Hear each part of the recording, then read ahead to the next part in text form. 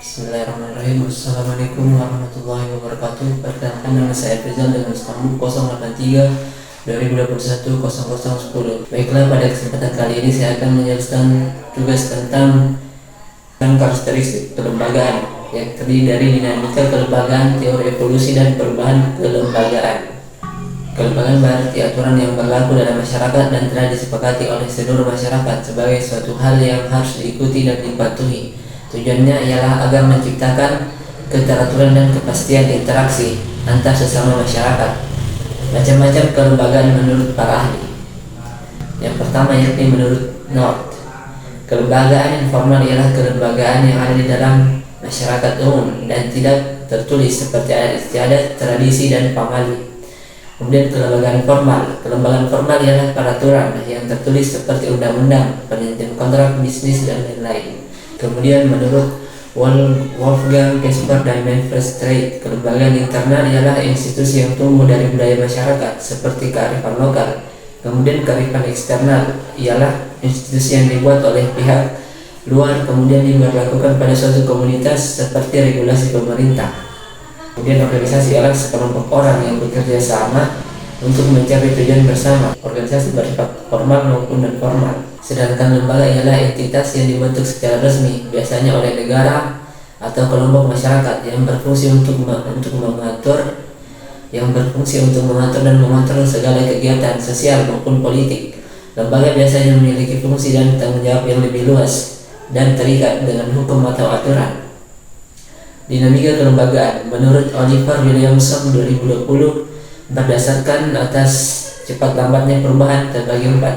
Yang pertama, level sosial, yakni masyarakat, ialah perubahan yang terjadi pada kelembagaan yang keberadaannya telah menyatu dalam suatu masyarakat seperti norma, kebiasaan, tradisi, hukum, dan adat. Perubahan kelembagaan dapat berlangsung sangat lama, yakni 100 hingga 1000 tahun. Kemudian yang kedua yakni level kelembagaan formal.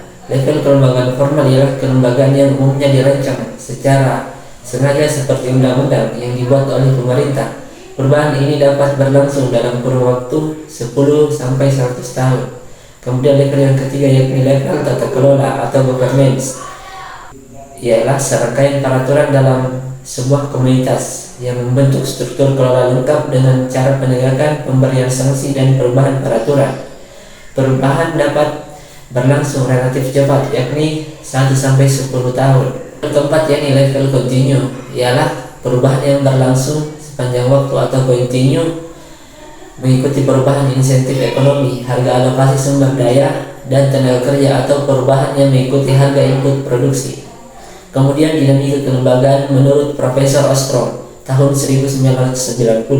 Ia menggagas 3 level perubahan kelembagaan, yaitu operasional yang dibagi menjadi 3 bagian, yakni yang pertama, operational choice, ialah aturan yang ditemukan dalam sebuah komunitas hingga kelompok masyarakat mengenai bagaimana interaksi antar anggota komunitas tersebut terjadi.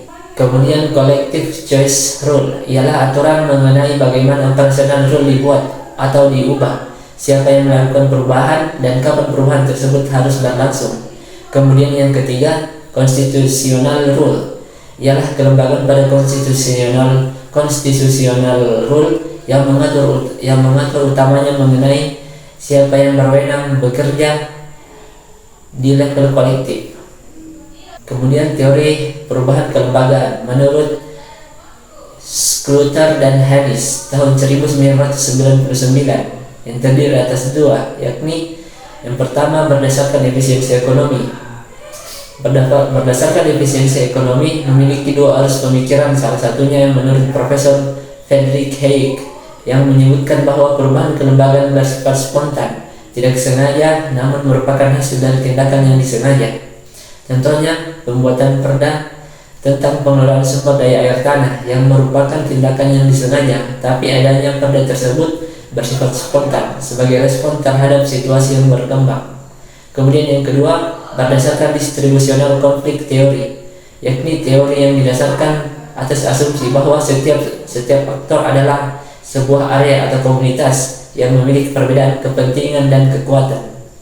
Sekian, wassalamualaikum warahmatullahi wabarakatuh.